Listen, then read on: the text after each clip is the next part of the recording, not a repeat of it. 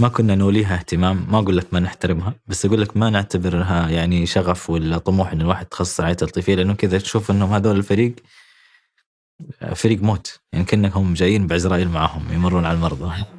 أتذكر أم رفضت أنها تقابلني أسبوعين، كل ما أجي وأبغى أدخل أشوفهم تقول للمرضى قولي له إني نايمة.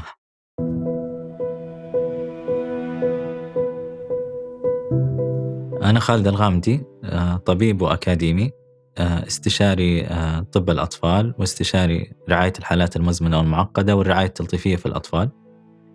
أمارس طب الأطفال من 14 سنة، وأمارس رعاية الحالات المزمنة والمعقدة والرعاية التلطيفية في الأطفال من 5 سنوات.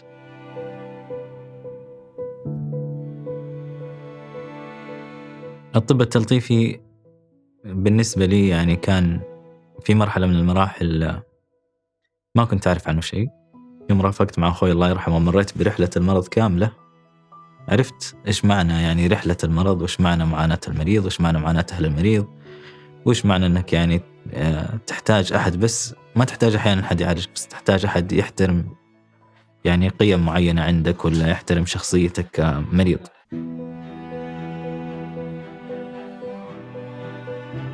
ما هو بالضرورة أن نوصل المعلومة اللي هي مثلا نهاية الحياة للطفل. يعني أنا دائما أقول للأهالي كل يوم يوم جديد. يعني ما عمري دخلت عند مريض من مرضان الأطفال لأنه ما هم مكلفين. ما أقول للأهل إنه الطفل وصل مرحلة نهاية الحياة، مع أنه يعترضون كثير من الزملاء على هذه النقطة، ولو ترجع للأدب الطبي تلقاها مخالفة جدا الآراء في هذا الموضوع. أنا أبغى أطمن إنه هو نفسيا ما عنده أسئلة ما حد جاوبها، نفسيا مستقر، ما عنده شعور بعدم الثقة أو ما عنده شعور بعدم الأمان، لكن ما هو بالضرورة إنه يعرف.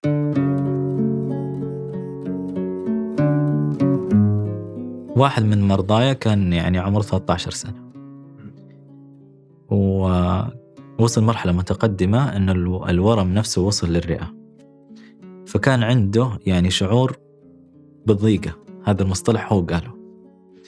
فأنا رحت زرته في البيت وجلست جنبه، لأنه ما كان يقدر يكمل جملة، يعني كان مكتوم لدرجة أن الجملة بالنسبة له صعب يستكملها.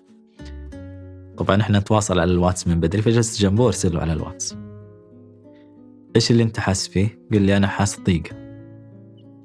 رسلت له رسالة بعدها قلت له ضيقة نفس ولا ضيقة نفس، يعني ما تقدر تاخذ نفسك ولا متضايق؟ قال لي الاثنين.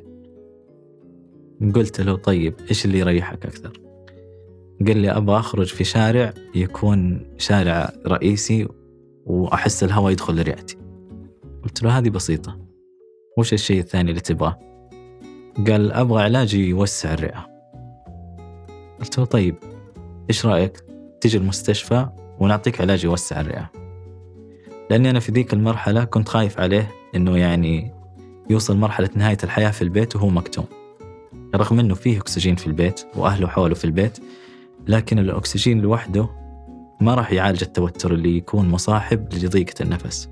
وخرجت من عندهم البيت، طبعا لبينا رغبته اللي هي يعني كنت أنا معاه على تواصل على الواتس، فقعدت أسأل عن الأشياء اللي يبغى يسويها، الأهداف اللي يبغى يحققها حتى في هذه اللحظات.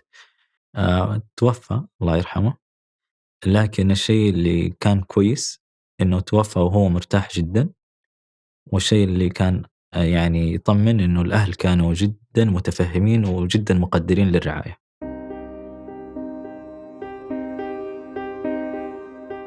الموافقة على عدم الإنعاش مهمة، لأن فيها تبعات يعني قانونية حتى، ما هو بس تبعات طبية. لو أنت ما جاوبت السؤال بالطريقة الصح ممكن يعيش الأب أو الأم حزن مرضي ممكن يمتد معهم مدى الحياة. يعني ممكن يجي يوم من الأيام يدخل الشيطان من باب الحزن يقول له لو ما وقعت الورقة كان ولدك اليوم عايش مثلا، أو ولدك وضعه أحسن. وهذه يعني أنا عشتها شخصيا هذه التجربة. لكن إذا أنت وصلت لهم المعلومة ووصلنا لمرحلة أنه كلنا اتفقنا أنه إحنا يعني نشوف أنه مثلا الإنعاش راح يضر أكثر ما يفيد.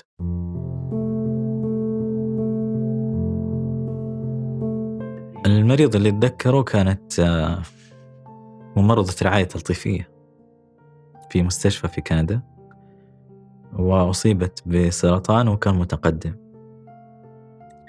ومن مضاعفات السرطان حصل لها كسر في الحوض. وكانت يعني في حالة صحية، يعني ما كان أحد من الفريق من زملائها يحب يشوفها في هذه الحالة. فكان يعني بداية شهر تدريبي عندهم، فقالوا لي أنت أحسن شخص ممكن يتواصل مع هذه الزميلة، لأن التواصل معها بيكون صعب. يعني إحنا كزملاء ما نقدر نوصل لها المعلومة بدون ما يعني نكون عاطفيين كثير. لما تدخل على المريض للمرة الأولى، ما هو من المنطق أنك تدخل على المريض كشخص غريب وأول مرة تقابله وتروح تزف له خبر سيء. لازم تبدأ تبني علاقة بينك وبينه. كان في حوار يعني أثر فيه كثير. كانت في مرحلة يعني زواج ولدها قريب، وكان عندها شغف إنه الزواج يتم في نفس الموعد، وكانوا الزملاء اللي طلبوا مني إني أشوفها يقترحون إنه يتأجل الزواج. سألتها سؤال عام عشان أبدأ يعني أنطلق من السؤال العام للتفاصيل. فسألتها يعني إيش مقترحاتك بالنسبة لحفلة الزواج؟ قالت أنا مستعدة. ففاجأتني بفكرتها اللي كانت في بالها. قالت إنه أنا مستعدة لكل شيء، وأنا ماني شايفة إنه في مبرر إنه الزواج يتأجل، وأعرف إنه ممكن يكون في أحد يقترح إنه نأجل الزواج، لكن لما يأجل الزواج ليش بيقول للناس إنه أجلنا الزواج؟ يقول لهم إنه عشان أمي حالتها متقدمة ولا ممكن تتوفى. ولو قدم الزواج يعني خلاها في المرحلة الحالية، تبغى الناس يجون يلقون النظرة الأخيرة علي في وقت الزواج. أنا ما أحس إنه هذا الشيء منطقي في حفلة زواج. قلت لها إيش المنطق؟ قالت المنطق أنا اخترت الأغنية اللي أحبها، ووصيت أقرب صديقة لي إنها ترقص عليها في يوم الزواج، والزواج لازم يصير في وقته. ما حضرت؟ للأسف ما حضرت، لأنه سبحان الله يعني كان المرض متقدم جدا. أنا زرتها في اليوم الأول ورحت اليوم الثاني، وكانت تشجعني على الرعاية التلطيفية، وقالت أنا أبغى أكتب لك رسالة. جيت ثالث يوم أدور عليها وأدور على الرسالة، ولقيت الله يرحمها توفت.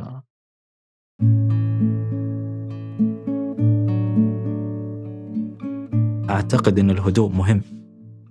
يعني لازم تنتقل من مرحلة أنك تسمع المريض إلى مرحلة أنك تنصت للمريض، وتنتقل من مرحلة أنه أنت تسمع بدافع أنك تجاوب إلى مرحلة أنك تسمع بدافع أنك تفهم، بعدين تفكر في الجواب وتجاوب الجواب الصحيح.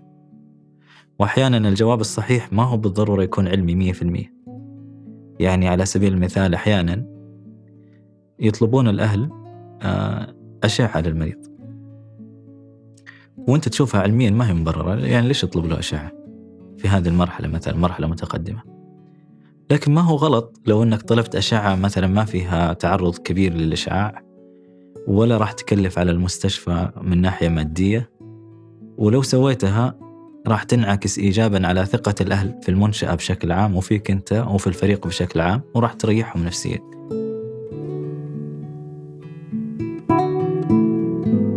واحد من المرضى كان متنوم في المستشفى فترة طويلة، وصادف أنه في الشهر اللي كنت أنا موجود فيه زواج أخته.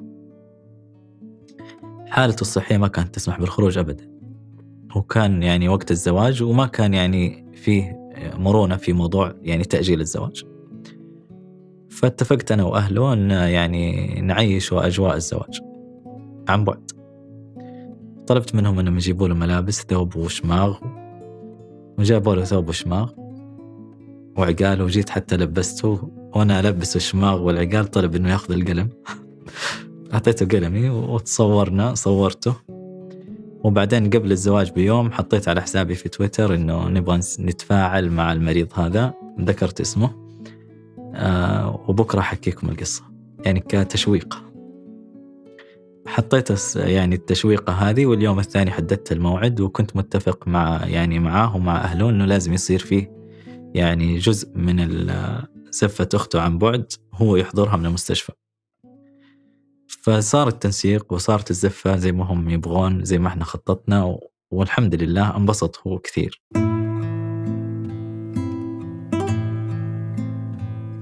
احنا كمسلمين ما نقدر ننهي حياة مريض، لكن مثلا في كندا، لأني تدربت في كندا، في مرة من المرات كنت موجود في المستشفى، وكان في مريض يعني وصل مرحلة متقدمة من المرض، وكان يعاني الصراحة. وكان يعاني من آلام يعني صعبة، وطلب يعني نهاية الحياة تصير بضوابط معينة. أول شيء إنه يكون مريض، أول شيء بالغ، ويكون المريض حالته الصحية ما أثرت على قدراته العقلية، ويكون وصل مرحلة من المعاناة واضحة، ويكون هو اللي طلب. ما أدري هذه ينفع تطلع ولا ما ينفع تطلع؟ لا أكيد تنفع عليك. إن شاء الله يكون رائع بإذن الله. يمكن عارف